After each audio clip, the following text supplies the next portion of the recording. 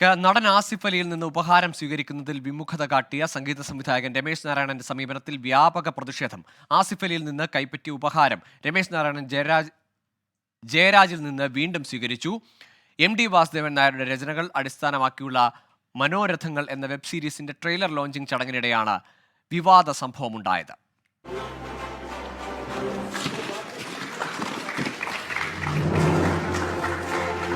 ജയരാജ് സാറിന്റെ ചിത്രത്തിന് വേണ്ടി മ്യൂസിക് സംവിധാനം ചെയ്തിരിക്കുന്നത് ശ്രീ സന്തോഷ് നാരായണൻ സാർ. നിറഞ്ഞ കൈയടി കൊടുത്തുകൊണ്ട് അദ്ദേഹത്തെ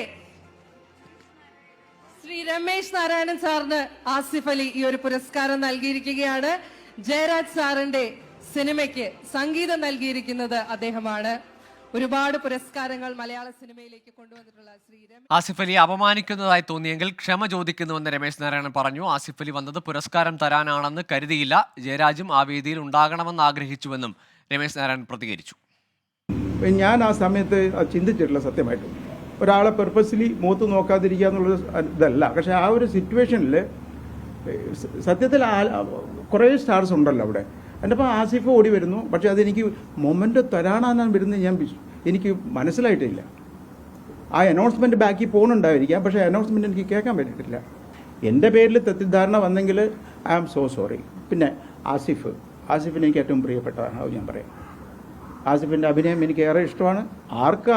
ആരിലും തെറ്റ് പറ്റിയിട്ടുണ്ടെങ്കിൽ തീർച്ചയായിട്ടും ഞാൻ ക്ഷമ ചോദിക്കും, മാപ്പ് ചോദിക്കും.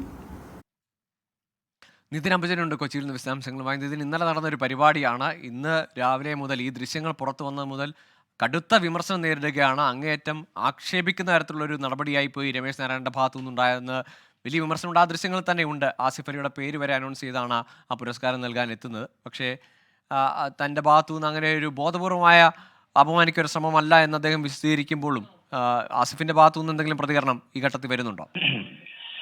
ഗൂഗിൾ MTയുടെ 9 കഥകൾ ആസ്പദമാക്കിയ 8 സംവിധായകർ അണിയിച്ചൊരുക്കിയ ഒരു ആന്തോളജിയാണ് മനോരഥങ്ങൾ. ഇന്നലെ അതിന്റെ ട്രെയിലർ ലോഞ്ചിങ് ചടങ്ങിനിടെയാണ് ഈ വിവാദമായ സംഭവം അരങ്ങേറിയത്. ഇതിൽ ഒരു ഭാഗം അത് ജയരാജൻ സംവിധാനം ചെയ്യുകയും അതോടൊപ്പം തന്നെ രമേശ് നാരായൺ സംവിധാനം ചെയ്യുന്നൊരു കഥയുമുണ്ട്. അതിൽ ആന്തോളജിയുടെ ഭാഗമായ അണിയറ പ്രവർത്തകരെ ആദരിക്കുന്ന കൂട്ടത്തിലായിരുന്നു രമേശ് നാരായണന് പുരസ്കാരം നൽകിയത്. ഇതിൽ എടുത്തു പറഞ്ഞ ഒരു കാര്യം, പുരസ്കാരം നൽകാൻ ആസിഫ് അലിയെ സ്വീകരിക്കാൻ രമേശ് നാരായണന്റെയും അവതാരക സ്വാഗതം ചെയ്തപ്പോഴായിരുന്നു വിവാദ സംഭവം ഉണ്ടായത്.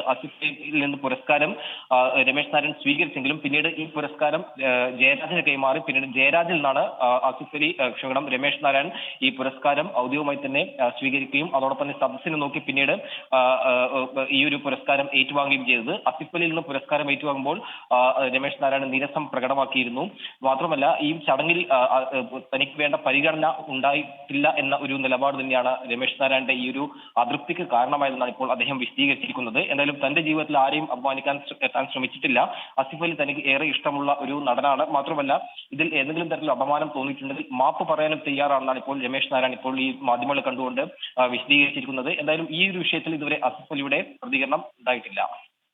ശരി, ഏതായാലും നടൻ ആസിഫ് അലിയിൽ നിന്ന് പുരസ്കാരം സ്വീകരിക്കാൻ വിമുഖത കാട്ടിയ സംഗീത സംവിധായകൻ രമേശ് നാരായണനെതിരെ വലിയ വിമർശനം ഉയരുന്നുണ്ട്. ഏതായാലും ഇപ്പോൾ അങ്ങനെ എന്തെങ്കിലും ബുദ്ധിമുട്ടുണ്ടായെങ്കിൽ ക്ഷമ ചോദിക്കുന്നു എന്നാണ് അദ്ദേഹത്തിൻ്റെ പ്രതികരണം വരുന്നത്. ബോധപൂർവം ആരെയും അപമാനിക്കാൻ ശ്രമിച്ചിട്ടില്ല എന്നുകൂടി വിശദീകരിക്കുകയാണ് സംഗീത സംവിധായകൻ രമേശ് നാരായണൻ. ഏതായാലും നടൻ ആസിഫ് അലിയെ അപമാനിച്ചൊരു സംഭവം എന്ന തരത്തിൽ വലിയ വിമർശനം സമൂഹ മാധ്യമങ്ങളടക്കം ഇപ്പോഴും ഉയരുന്നുണ്ട്.